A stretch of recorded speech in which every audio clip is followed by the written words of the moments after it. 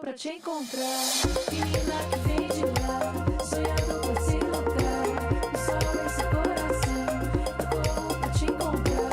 Menina que vem de lá, sonhando com esse lugar. O sol, esse coração, eu corro pra te encontrar.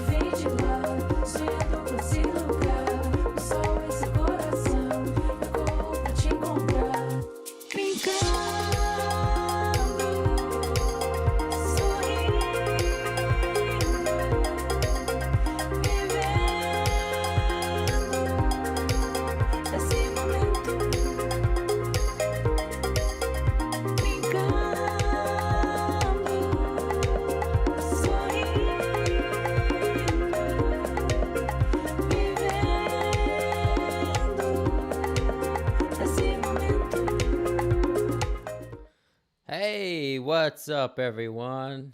How's it going? Back for another episode of Theory Thursdays with your host, Max Wild, here at 343 Labs. It's always a pleasure to be here and share some theory knowledge with you guys.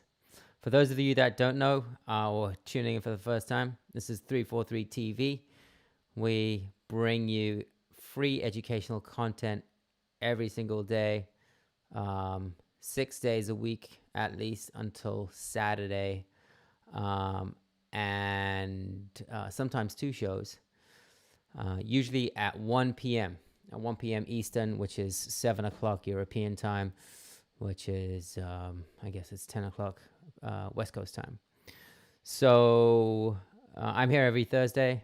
My name is Max. I'm an Ableton Certified Trainer, co-founder of 343 Labs, multi-instrumentalist, and I studied a lot of theory, which is why I am doing this show. Mondays, we have tips and tricks with dolltr.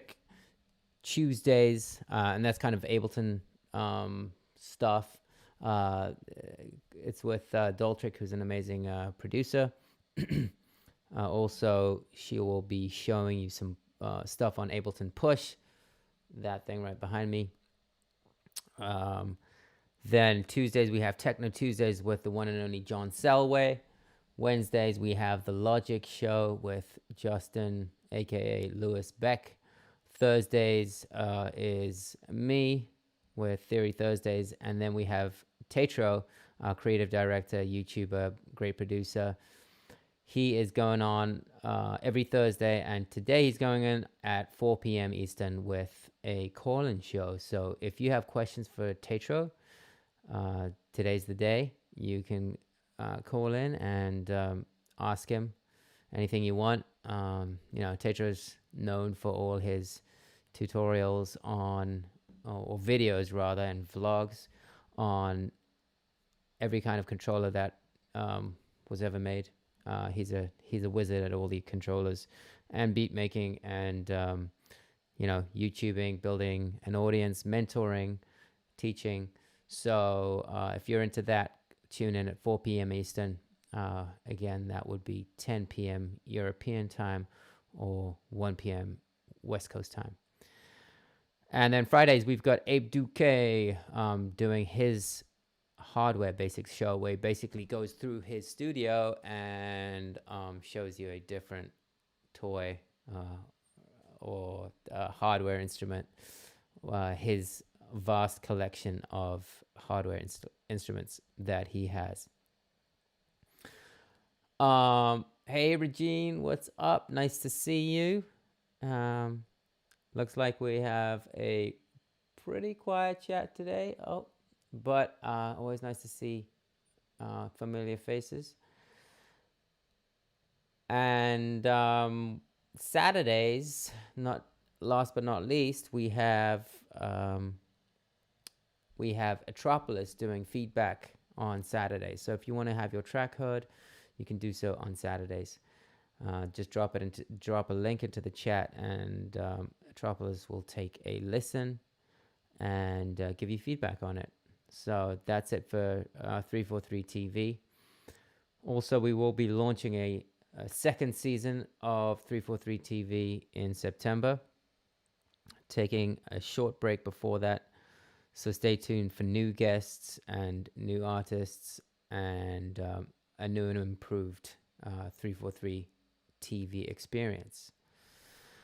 I should also mention that, we are an Ableton Certified Training Center. We have a school, a music production school in New York City, which is actually opening up next week. We're very excited about that.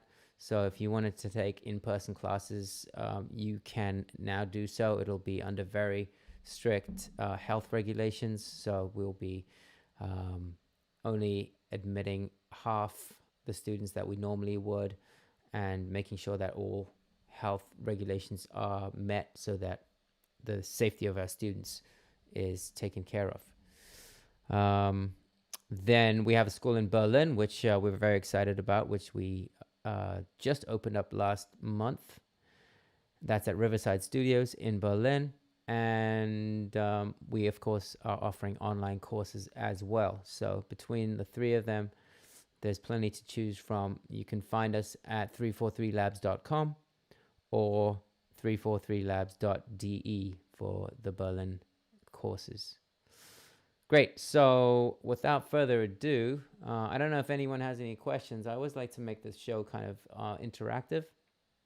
So any questions about music theory? I can't stress it enough. Like, as a producer, you might be great at, knowing everything about your DAW. You might be a great mix engineer, great sound designer. You might be a great beat maker. But if you don't know music theory, you might get stuck knowing what key you're in, what scales you can use to make a melody, what is a great melody, how to figure out a bass line that goes with your melody and your chords, how to come up with a chord progression, all that stuff. A lot of producers kind of are maybe self-taught in music theory and try different stuff out, see if it works. Sometimes it sounds okay, sometimes it doesn't sound okay, but you might not know why. Well, if you study music theory, you will kind of learn the rules of what sounds good together, and it really helps. It really kind of speeds up your workflow. I remember when I was first studying music theory that it really kind of helped me understand music and get my ideas out more quickly. I do want to notice that, okay, we got a question from TS Projects. What are the most useful scales to have memorized when making music? That's a great question. So yeah, I love that question. Because I love scales. So I'm a firm believer that if you know one scale, really if you just know one scale, you know all the scales, and that is the major scale slash the minor scale. Sorry, just making sure that everything is okay. If you know the major scale, you can figure out the minor scale and vice versa. And if you can figure out the minor scale, you can figure out any other scale from there. So all you really need to kind of memorize is the major scale. That said, I would say the most important scales are the major scale, the natural minor scale. Those are the two most important, especially for electronic music. After that, I would say that there are a couple of other minor scales that are useful. For example, the harmonic minor scale. I would say some of the modes are kind of useful. So learning some of those, like the Dorian mode. We went over modes a couple weeks ago. The Dorian mode gives you a different color on the minor. The Phrygian mode is another kind of dark scale, which gives you another color. Again, there are a ton of scales, and in fact, I'll just go to, I'll show you inside of Ableton what you can actually discover.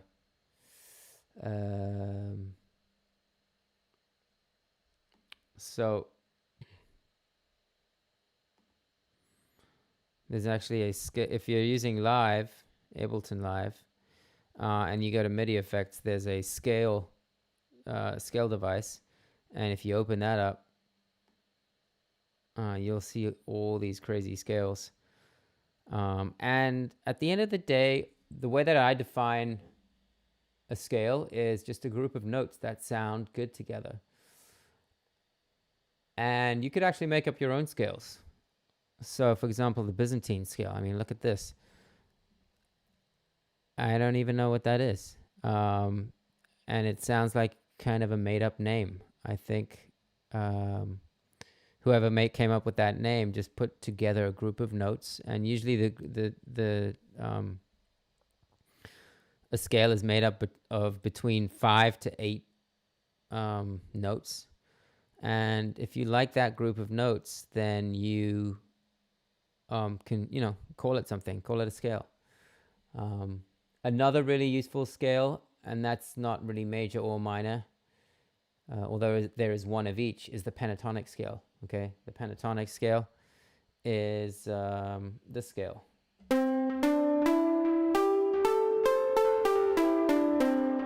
That's the major pentatonic scale, and then the minor pentatonic scale. Switch over to my keyboard.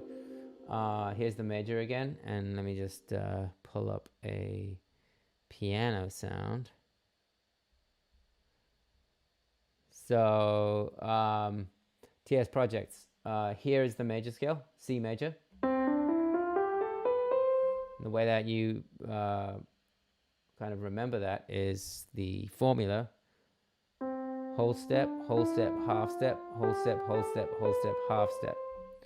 The the parallel minor, which is the natural minor, C minor. You lower the third note, the sixth note, so the A to the A flat, and the seventh note, B to B flat. And what else did I'm not going to get into the Dorian and the Phrygian now, but you can then go to the pentatonic. The major pentatonic is just the 1, 2, 3, 5, and 6 of the major scale. So if you guys remember Levels, that song, right?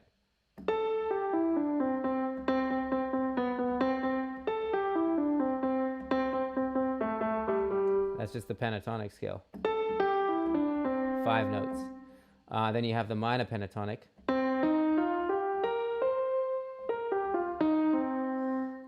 So those are all options. Those are great scales to know. Regine, if you can go over chord structure for creating melodies. Chord structure for creating melodies. Regine, can you be a bit more specific? So chords and melody are, in my mind, separate. So the way that I think of music is there's obviously some type of a beat or a pulse, usually in electronic music, played by drums. Then you have some type of a melody, okay? And then you have chords, which is harmony, and then you have a bass. So those are the 4 song elements. So Regine, could you just be a bit more specific? Should I go over chords, or should I go over melody, or kind of how those two fit together? What I did have in mind for today's lesson is I was going to kind of make a song with you guys. And I have pulled a sample from Splice. So I'm going to show that to you. So I have this sample right here, which is just a very simple vocal sample.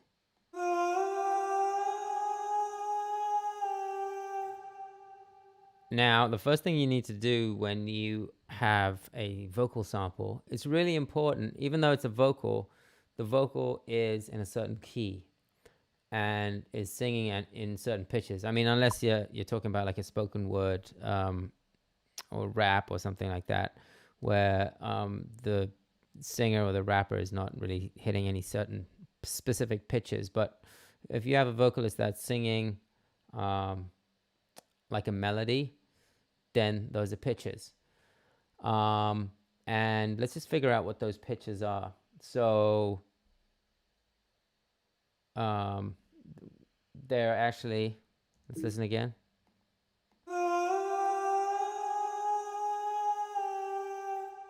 So those are the notes. Let's check that out. I think it's an octave higher. So we've got F, G, A flat, G. Okay.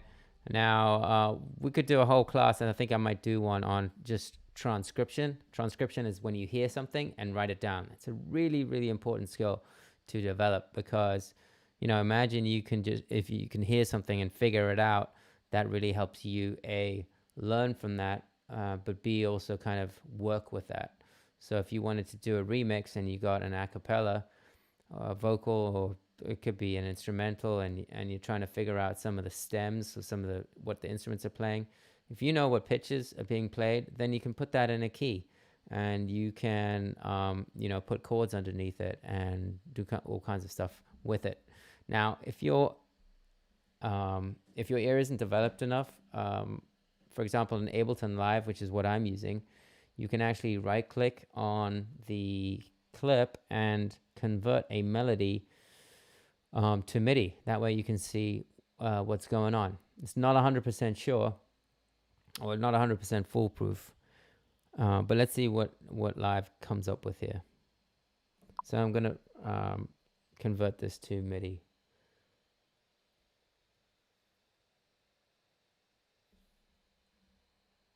Okay, and it came up with this. Let's check it out.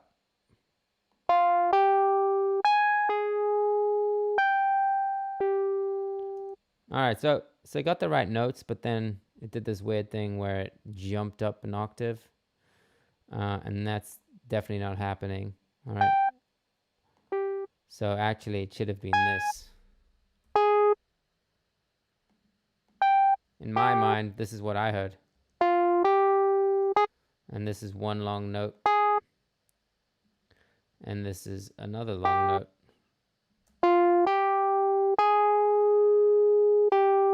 And let's play them together. All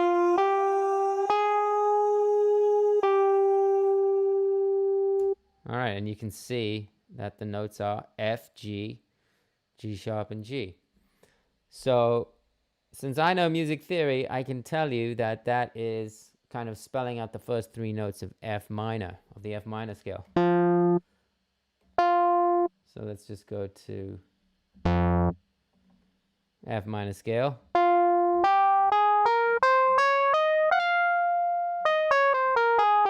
That's the F minor scale. So if I want to use that sample, I could go to the key of F minor and work with that sample, and that's what I'm going to do. Let's go back to Regine. So Regine's saying, how do, I guess, melodies fit together with chords? Okay, so we'll definitely cover that today. In fact, this very sample I would consider a melody because it is made up. So the definition of a melody for everyone is a series of pitches combined with rhythm to create a musical idea. Now just listen to that one more time. It's a series of pitches played over time, which means one by one, to make a musical idea. So that is different from chords. Chords are two or more notes played at once. So a melody usually is just one note at a time, you know, played with together with rhythm to make it a musical idea. So that's what we have here, and that's why this vocal is singing a melody, and that's the melody that I'm going to work with for my song. Okay, Regine, yes, transcription is definitely a great class and something I'll take a look at over the next shows. Let's see. Anyone else that just joined in the chat, say hi. Let me know where you're calling from. Would love to see who's in the chat. All right. So I'm working with a sample we established that's in the key of F minor.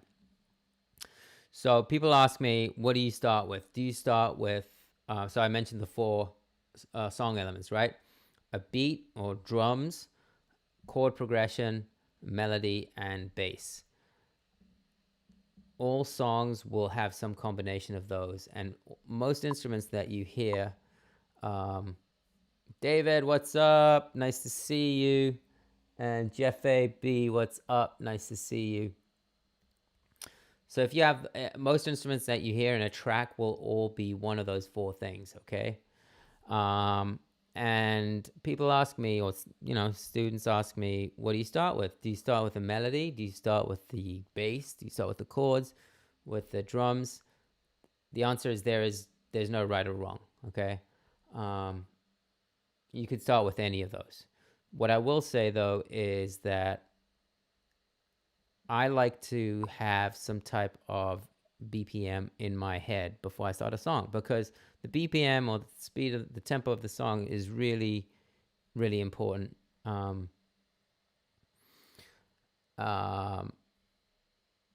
So I like to start with the BPM, and it kind of gives me the vibe, right? It gives me, like if I have a fast song, that's going to be a different vibe to like a slow BPM, right? So I like to start with that. I also start with a very, very kind of simple rhythm, like maybe it's a 4 on the floor kick, or maybe it's some type of a rhythm played by some other percussive instrument or drum kit.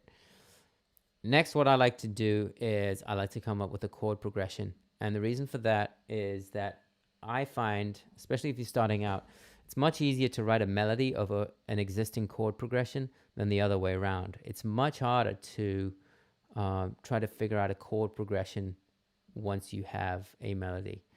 And that's because chords have, they have more notes and they don't move as easily as a melody. A melody can kind of just wind any which way. Whereas once you have the chord progression, the melody that you will hear, the chord progression will kind of guide the melody. That's the other thing. So I always find that start with the chords and then write the melody. For the most part, you'll be in a better place. And then lastly, you can add the bass, and the bass is going to go under the chord progression. And it's going to support the chords, and we'll talk about that. So what I want to do today is I want to work on creating a song or a beat around this vocal sample. Okay, so let's say that someone, let's say you're doing a remix, or you are, collaborating with someone, and they are coming up with an idea, which is this vocal sample, and you have to write a song around it. How are you going to do it? Okay, got a couple other questions there. Regine, can you start with vocals and build the structure around it? Yes, for sure. Now, I wouldn't. Regina's asking, can you start with the vocals? And I'm going to say that the vocals are the melody. You can start with a melody, but I wouldn't recommend it if you had the choice. It would be easier, for the most part, if you started with the chords and then did the vocal on top of that. Now, having said that, sometimes you don't have a choice and someone sends you a vocal. So we're starting with this vocal, but it's so basic that it's only 3 notes, right? F, G, G sharp, and G. So all I'm going to take away from that is the key, which is F minor, which is... All right, let's play that on the piano for a second. Here we go. So there's our F minor chord. So first thing I'm gonna do is come up with a chord progression. And let's try out a few things here. So let me I prepared a couple instruments that I like to use. I'm gonna use the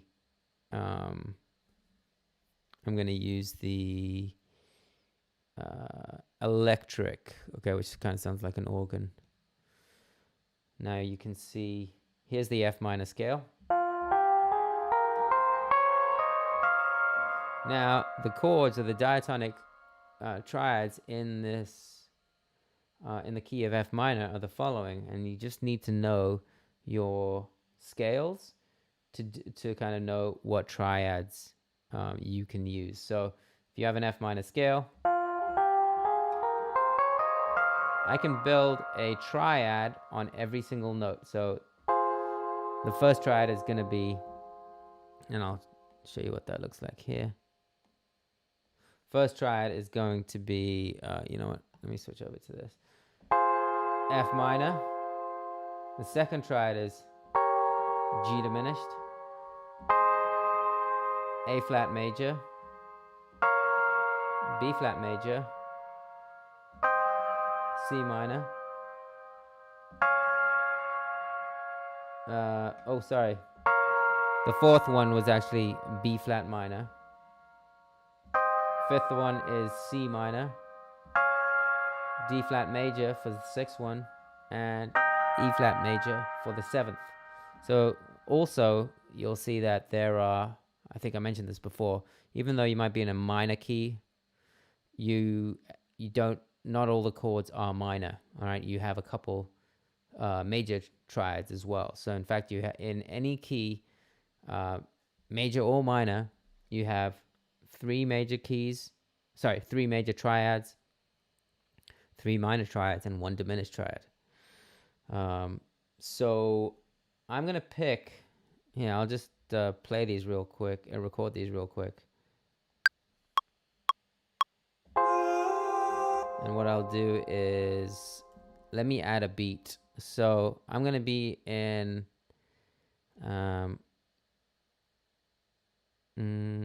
let's see. I'm going to be in the tempo of like 116. And I'm going to just put down a 4 on the floor just to get me going.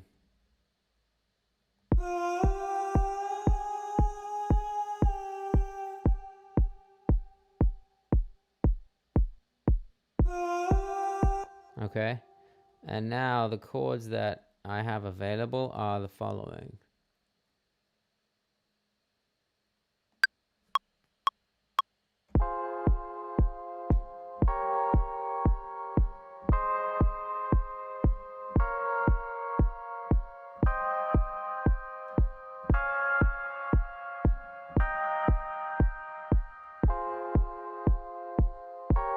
All right, these are the chords.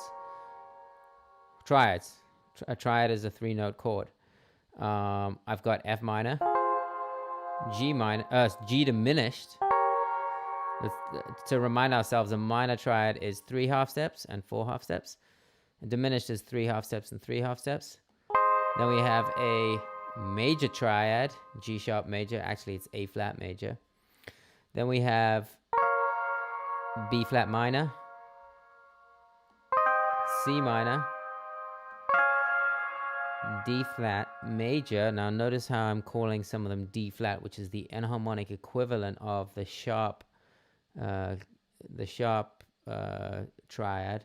So C sharp and D flat are essentially the same note, just spelled differently, which is the definition of an enharmonic.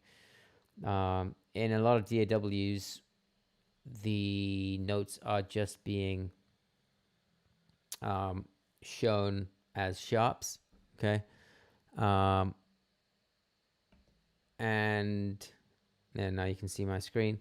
The notes are being shown as sharps, but in fact, they should be flats. Okay, a flat lowers a note by a half step. A sharp raises it by a half step. And there's a reason for that.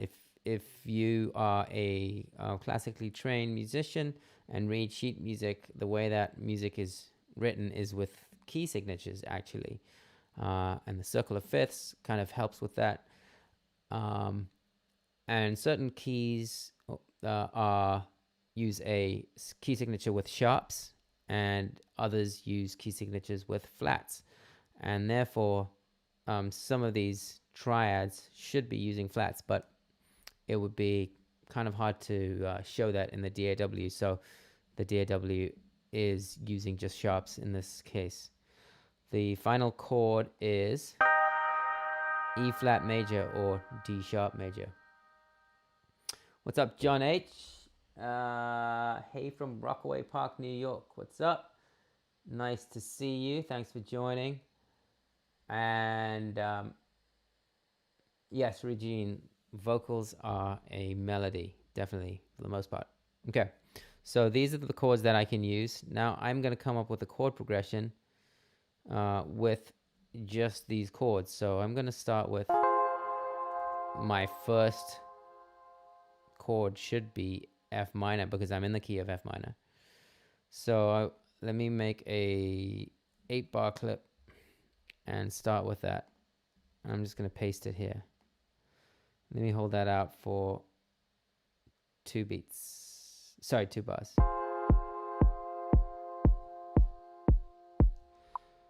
Okay, now let's pick another one.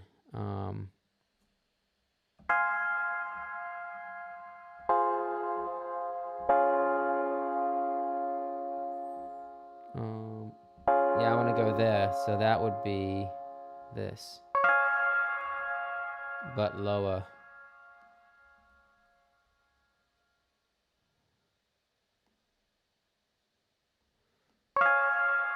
See what that sounds like?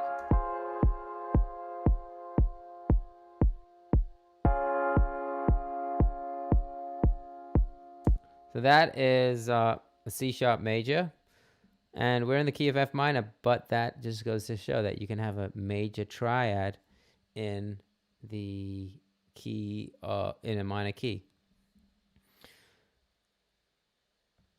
Switch over.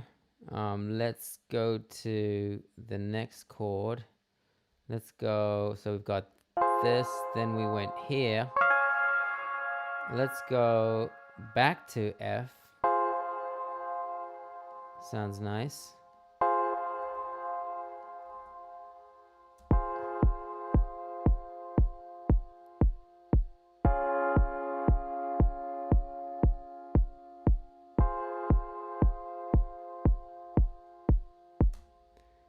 And let's finish off with another major. So I like to, it's a great way to kind of balance the color, like going from light to dark, dark to light, going from minor to major, major to minor.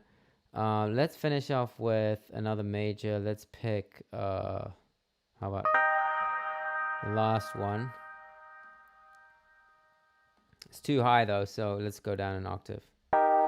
Shift down.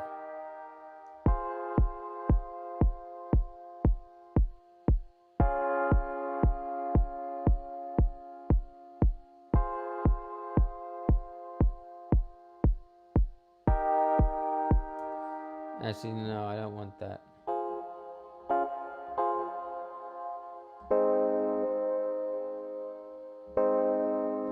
Let's go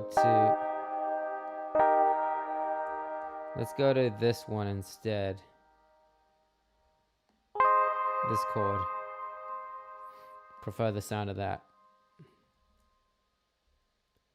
Down an octave.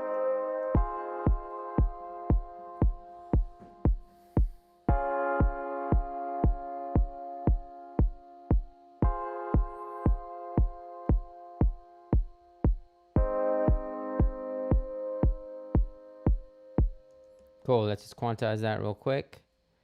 All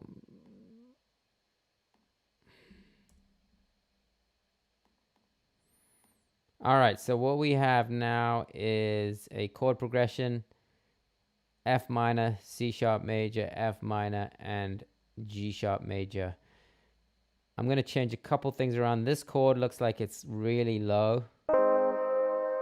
So what I'm going to do is I'm going to use what's called an inversion, which is when you flip the notes, the order of the notes. So you do that when a chord is either too low or too high, but you don't want to like bring the whole chord up or down an octave, because that would be too much. Like if I brought this whole chord up an octave, it'd be too high, right? So I'm just going to bring the lowest note up an octave. Let's see what that sounds like. And you know what? I'm just going to speed this up so that you can kind of hear what I'm doing a little faster. Let's just divide this by 2. There we go.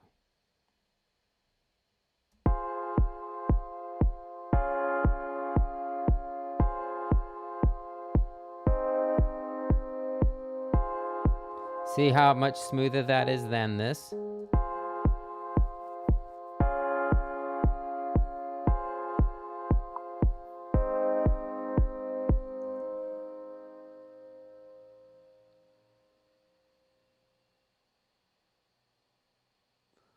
Regina's asking, why are the chords making a sound before your cursor hits the chord?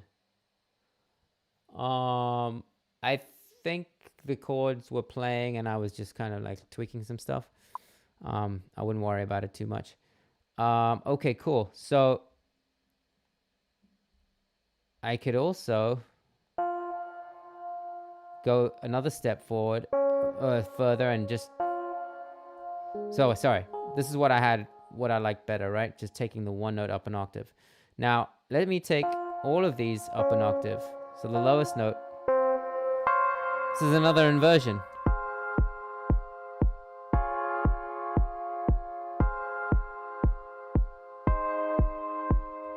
All right, that's too high for me, so let's try the other way.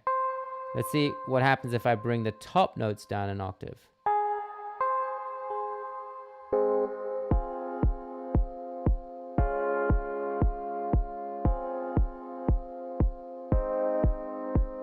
Yeah, I like that. I'm gonna just make sure that the velocity is uniform.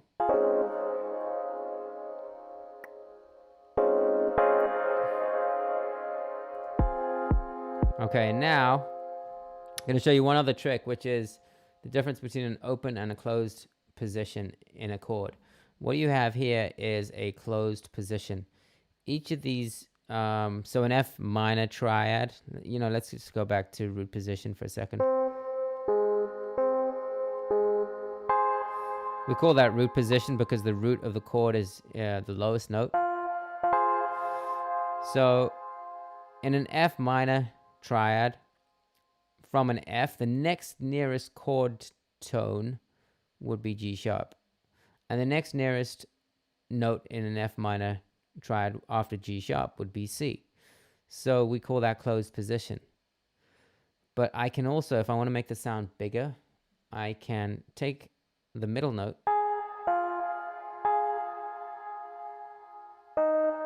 This is a kind of an easy trick to just open up the sound. Take the middle note and go down an octave.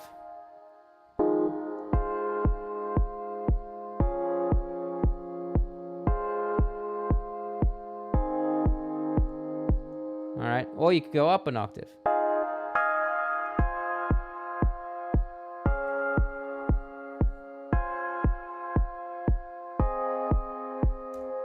I like it more down.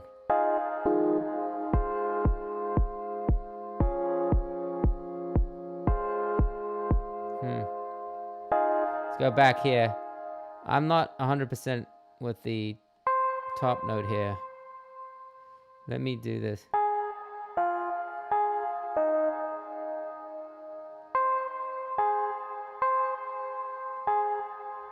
Back down an octave.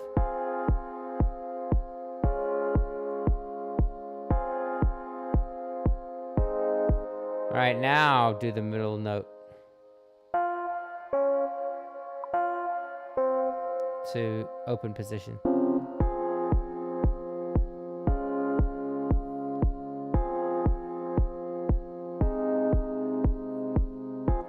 Cool. Now let's duplicate that again. Make it twice as long.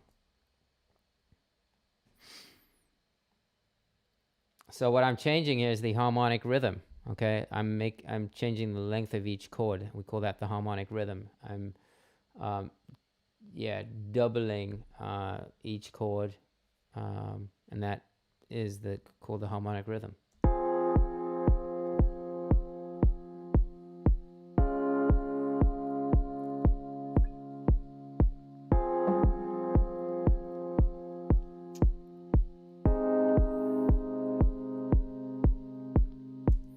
Cool.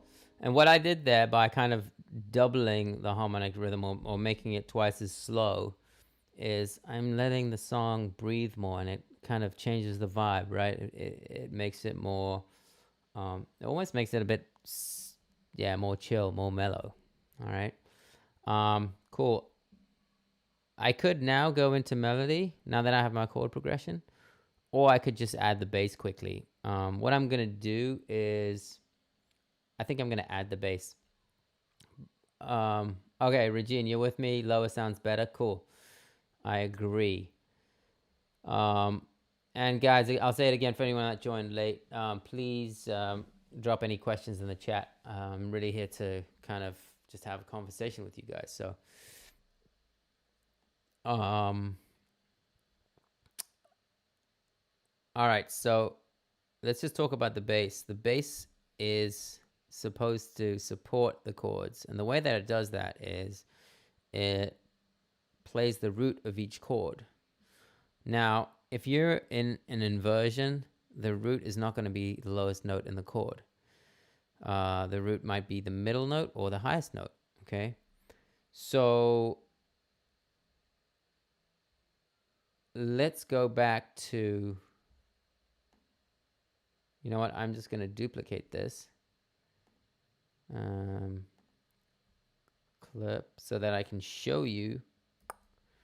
So this is these are my chords, but I'm going to show you here what the bass should be playing by just putting this back into closed position. And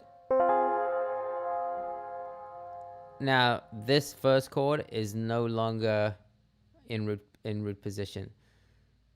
This is actually an inversion, and this is not a C chord. It is an F minor triad with a C in the bass. That is root position. And that is also an inversion, that second inversion. That would be root position. That's root position. And that is root position. Now, what the bass needs to do, I put this back into root position so that I can work with it a little easier. What the bass needs to do is play those roots. So I'm just going to copy this over, copy this chord progression, and paste it into my bass. Now the bass obviously is not going to be playing chords, it's going to be playing the lowest note, so I can get rid of the top two notes.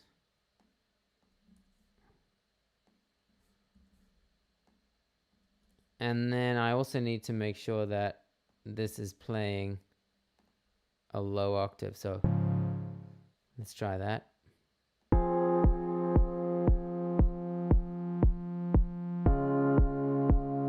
I think I could go even lower than that.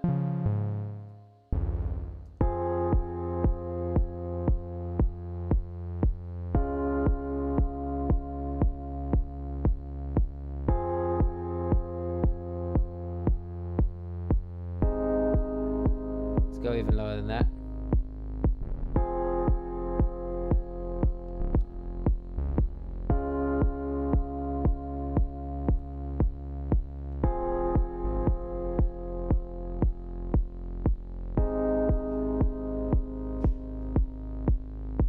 Cool.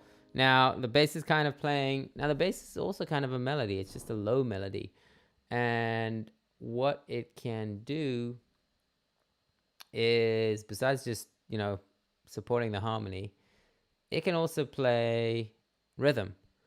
And it should play rhythm because that'll make it more exciting. So I'm going to add some rhythm to this that kind of complements the kick and it also complements the chords.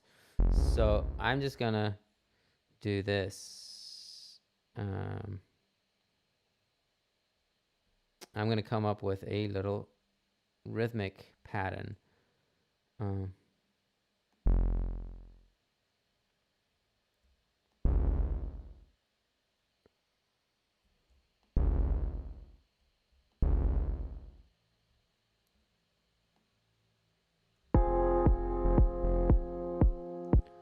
Cool, I like that. Now let's duplicate that.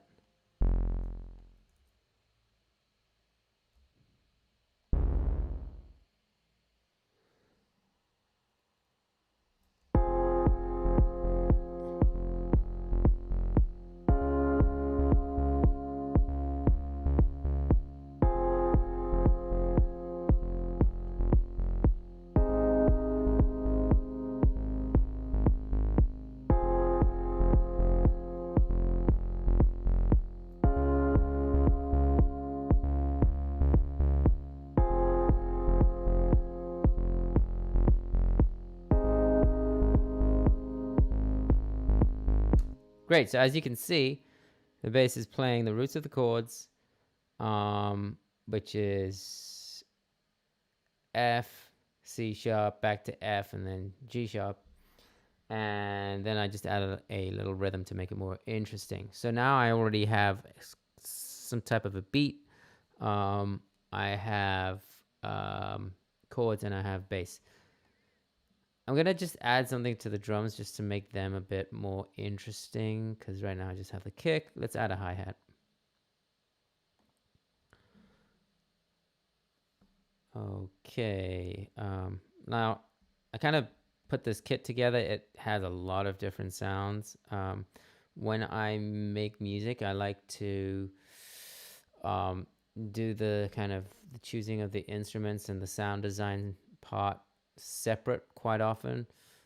because otherwise if I start a track and I'm like searching for sounds and spending hours doing that, then I get frustrated just looking for sounds and not making the music. So I might just spend like a few hours before I actually make the track just going through my library of samples and finding some samples that I like, that I think will fit the vibe of the song.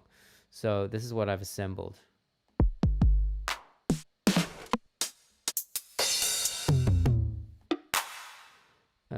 Yeah, so let's add some hi-hats. Now, as you can see, I always like to get a couple of hi-hats.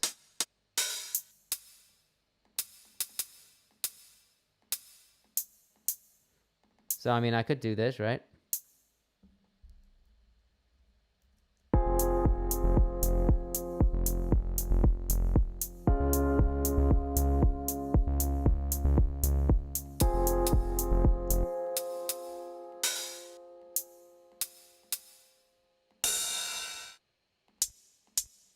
Let's add that guy in there.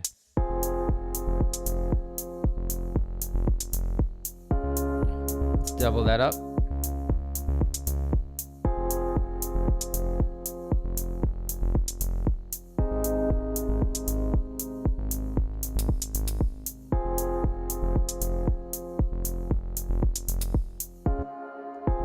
So I always like to add like one little thing of variation and then duplicate the loop.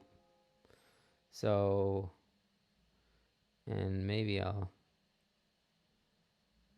add another guy in here.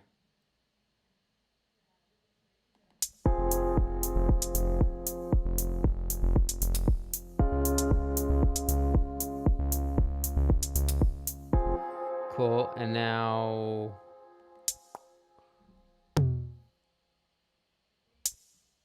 let's see what other hi-hats I've got. Also got that guy, so why not experiment with that?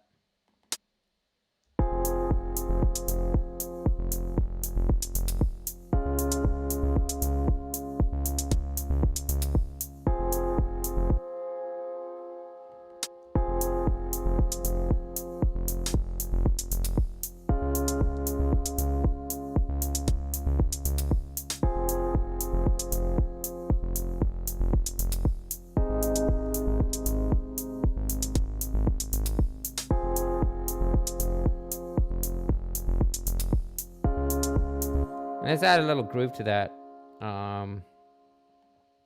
So you guys all know about finding groove. So right in your user library, actually, sorry, in your packs, and then in your core library, you will find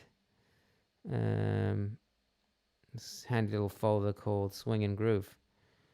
And if you open your groove pool, which might be hidden by my face, but you can actually pull some grooves in there. So I'm just going to pull in an MPC groove.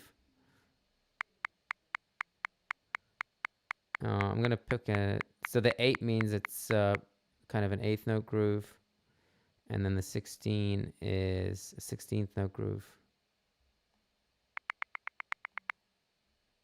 Okay, let's try both of those.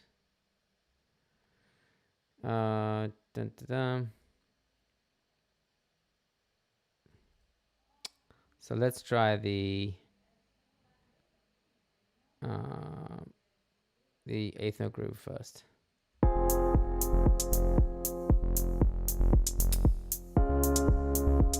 Not doing that much for me. Let's try the 16th note.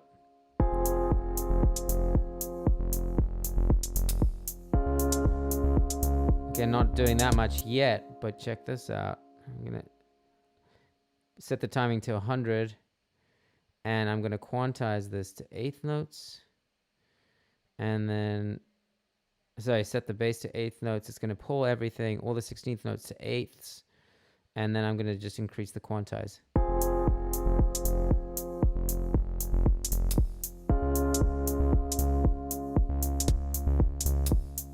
That's really exaggerated. It's too much.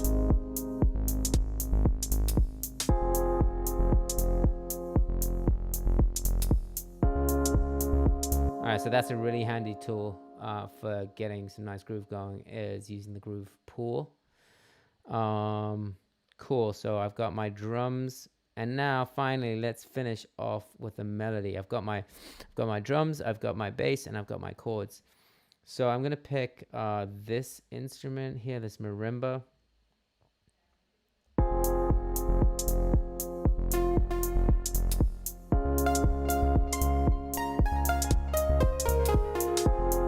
F minor scale.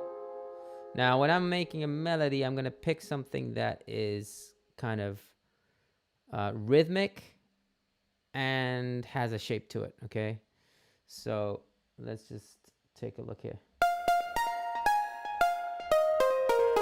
I'm actually using the F minor pentatonic here. So who asked me that question earlier? This is an important scale, the F minor pentatonic, which looks like this. I'm going to use that for my melody. Let's check it out.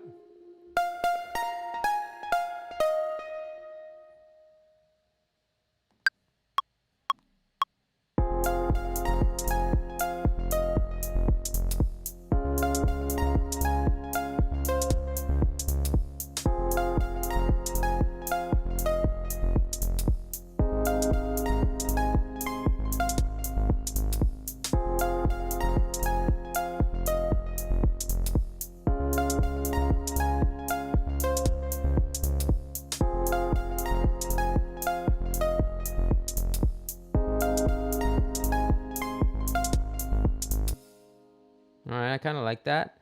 Let's just do one thing. Let's quantize it, because I'm not a great piano player, but let's not quantize it to 100%. Set it to 16th notes, because I'm using 16th notes. Let's quantize it to like 70%.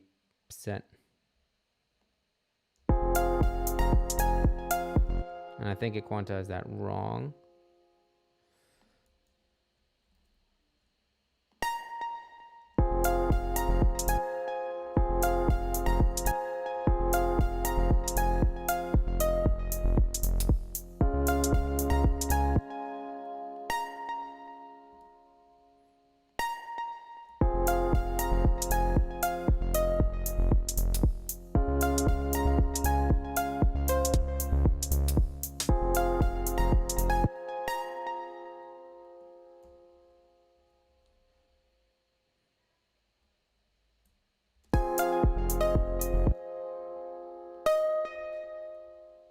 I like kind of being behind the beat, just a little bit off, right?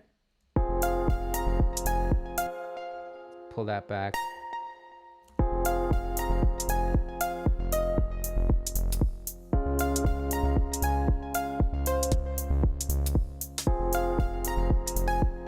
Oh.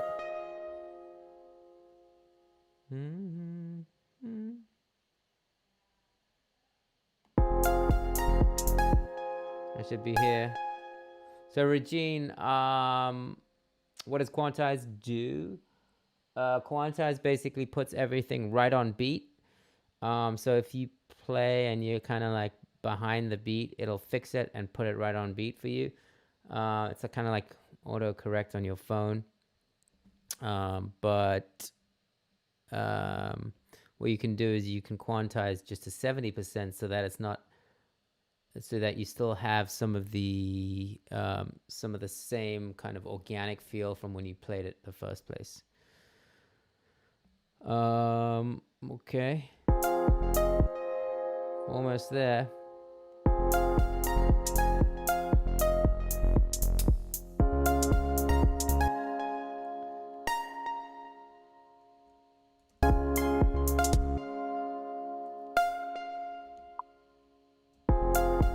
Okay, here's the melody from the top. Let's see if we like it.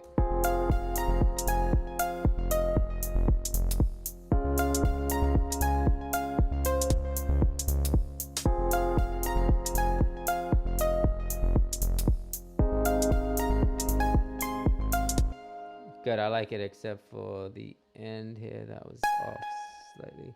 Cool. Let's just see if we might like it better one octave lower. That would make it a bit more mellow.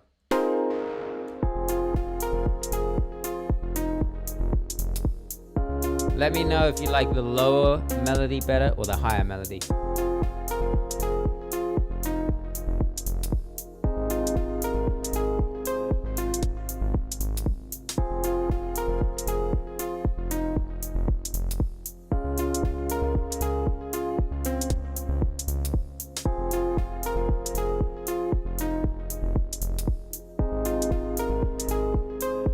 Here's the higher melody. Which one do you prefer?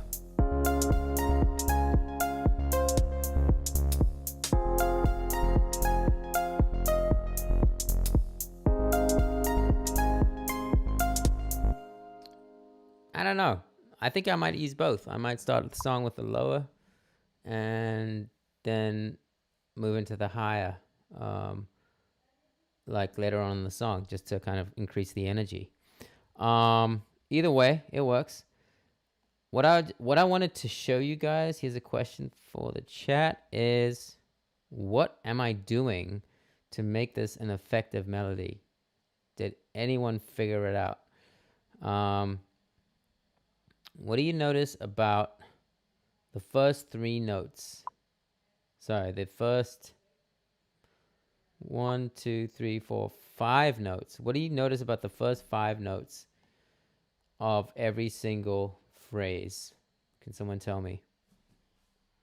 Okay, John H is saying mix them. Okay, yeah, I definitely like that. Mix them up. GFA is saying hi for his mood. Yep. And it's how you feel in the moment. Totally. Okay. So what do you notice about these first 1, 2, 3, 4, 5 notes? Well, I'll tell you guys. There's a bit of a delay.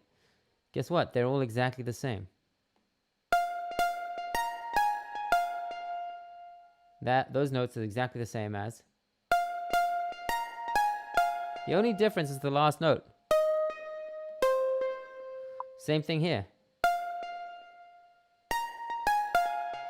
And then here it changes slightly. Right? Now here is the recipe to writing a strong melody. If you want to write a melody that is catchy and people are going to remember and leave the club singing, you've got to use repetition. All right? And the more repetition you can use, the stronger your melody. Now, people aren't stupid, and if you just play the same exact notes the same way every time you play them, they'll be like, okay, that's boring. So, but at the same time, if they know most of the notes and they're repeating, as long as you change one thing, like the last note, that's already enough to create some type of variation. So it's always a balance of repetition and variation. All right. And the more repetition you can create with just a little bit of variation, that's what makes a strong melody. Okay. And I promise you, after this chat, you're going to leave singing this melody. All right. For better or for worse. And let's just listen to this melody one more time and see how the first 5 notes are all the same, and just changing that one last note makes all the difference.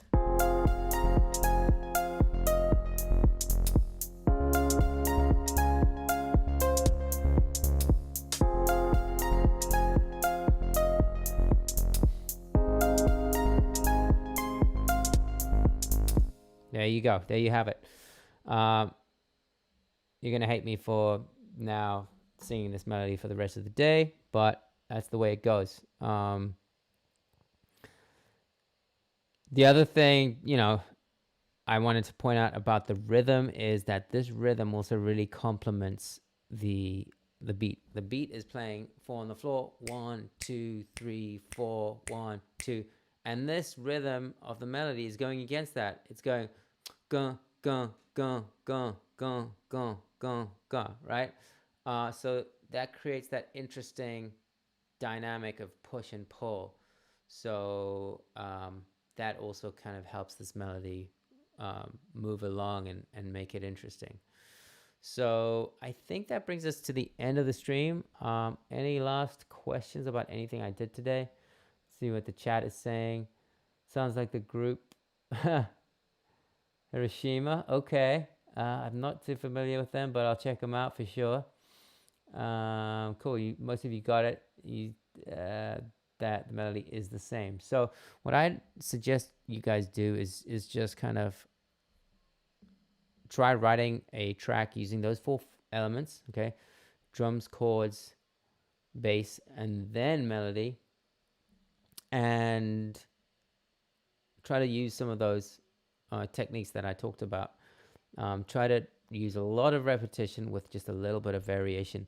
And to finish it off, let us add the vocal and see if it fits.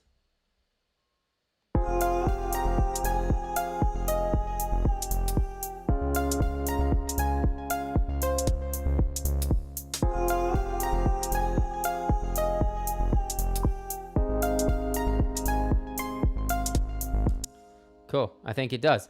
And I think what we're going to do next week is keep working on this song and turn it into an arrangement.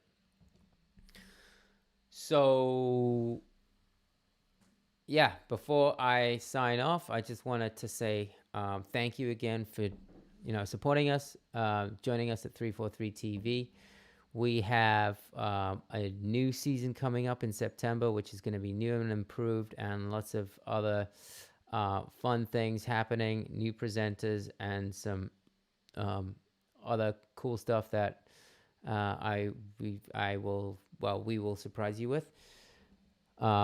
Again, Mondays we have tips and tricks with dolltr. Tuesdays we have Techno Tuesdays with John Selway. Wednesday we have the Logic Show with Justin Beck.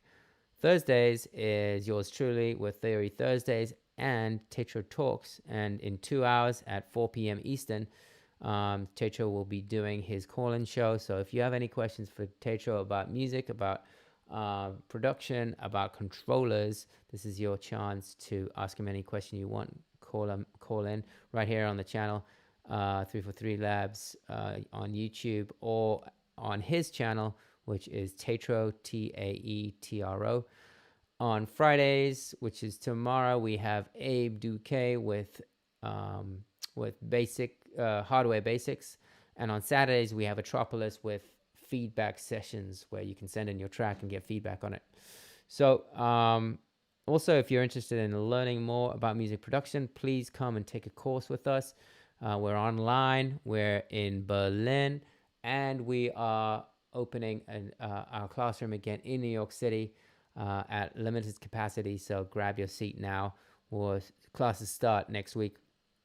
So head over to 343labs.com and check out our classes there. Thank you so much for watching, and we will see you next week with another episode of Theory Thursdays.